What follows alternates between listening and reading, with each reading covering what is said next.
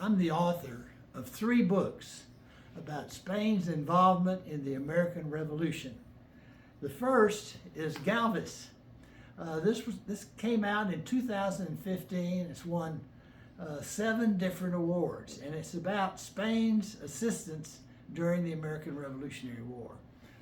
The second book is George Washington's Secret Allies. And finally, I just came out with this one this week. It's called The Warriors. This is an historic novel, and it's about this period of time. It goes a little deeper, and I think you'll find this very interesting. General Galvez was sent to New Orleans as the colonial governor by King Carlos III in 1776.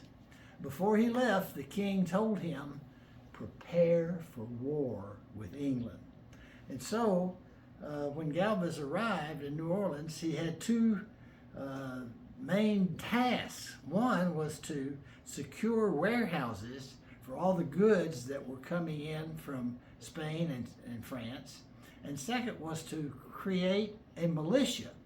He had a small garrison of about a company of men, but that wasn't enough to wage war because in New Orleans they were surrounded by British forts. There was one at Manchac just up the river, one at Baton Rouge, and even further north in Natchez. And then on the Gulf Coast there was one in Mobile, and 3 forts at Pensacola, which was the British stronghold in the Gulf and the Caribbean. So when he got there, they recruited blacks, both free and slaves, Germans.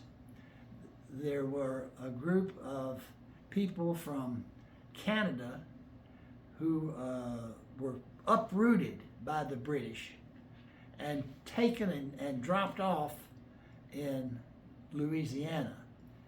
These were people were from Acadia, and we call them Cajuns now. And there were a bunch of Cajuns that were in his militia.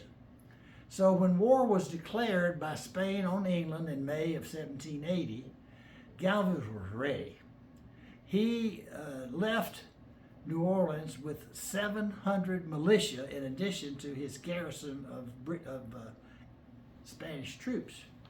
By the time they got to Manchac, they had 1,400 because they were picking up volunteers along the way.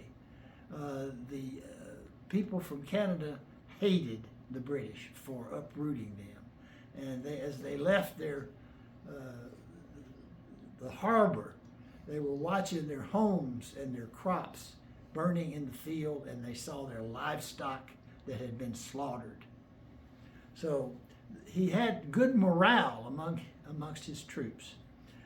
He was successful in his campaign against the British troops at Manchac. Baton Rouge required some skill, but he defeated them, and the commanding officer at the British fort in Baton Rouge sent a note to the commander of the British detachment at Natchez, Mississippi, suggesting very strongly that he surrender, which he did without a shot being fired. Well, then Galvez returned to New Orleans and prepared for an attack on Mobile. That was successful. He removed the British. His last big job was to remove the British from Pensacola. There were 3 British forts that each supported the other, plus a couple of detachments on either side of the pass leading into Pensacola Bay. So on his first trip, I say first because there were 2, he headed towards Pensacola with about 4,000 troops. They didn't have good weather reports then, and so he didn't know about the hurricane, which ended up destroying his fleet. Dejected, he came back to Havana and wrote to the king asking for more troops and more ships and more weapons. And months passed, but the king came through. The king felt it was important. So Galvez was leading 7,800 troops into battle. think about this. George Washington's Continental Army was about 6,000, and the British commander had about 6,000. So this was a substantial number. I won't go into details, but the battle is very interesting, and Galvez took Pensacola. He is now one of the 7 people who are honorary U.S. citizens, and that's quite a bit to say about a person. So I'll sum it up by saying, without Spain's assistance, we would still be flying the British flag. Thank you very much. Woo! That's the crowd.